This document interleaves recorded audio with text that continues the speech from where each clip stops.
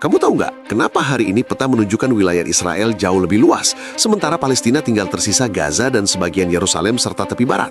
Padahal kalau kita mundur sedikit ke belakang, dulunya penduduk Yahudi di tanah Palestina itu hanya minoritas kecil. Lalu bagaimana ceritanya bisa berubah sedrastis itu? Kita mulai dari tahap paling awal. Di akhir abad ke-19, wilayah Palestina masih berada di bawah kekuasaan Kekaisaran Ottoman. Saat itu mayoritas penduduknya adalah Arab Muslim, ada juga Arab Kristen, dan komunitas Yahudi lokal yang sudah lama tinggal di kota-kota seperti Yerusalem, Hebron, Safed, dan Tiberias. Tapi jumlah mereka kecil dibandingkan populasi Arab secara keseluruhan. Di Eropa, situasinya berbeda. Banyak komunitas Yahudi mengalami diskriminasi dan tekanan sosial. Dari kondisi itu lahir sebuah gerakan politik bernama Zionisme yang dipelopori oleh tokoh seperti Theodor Herzl sekitar tahun 1890-an. Gagasannya adalah orang Yahudi membutuhkan tanah air sendiri agar memiliki keamanan dan kedaulatan politik.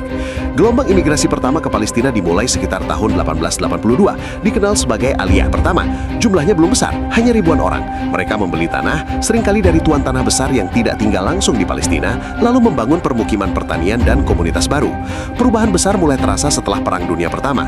Kekaisaran Ottoman kalah dan wilayah Palestina jatuh ke tangan Inggris.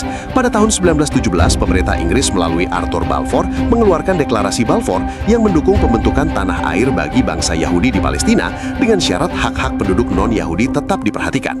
Sejak saat itu, di bawah mandat Inggris, 1920 sampai 1948, imigrasi Yahudi meningkat tajam, terutama pada 1930-an ketika situasi di Eropa semakin berbahaya bagi orang Yahudi akibat rezim ekstrim di Jerman yang dipimpin tokoh yang sering dijuluki Pak Kumis. Banyak keluarga Yahudi melarikan diri demi keselamatan, dan Palestina menjadi salah satu tujuan utama. Di titik ini, komposisi penduduk mulai berubah perlahan tapi pasti.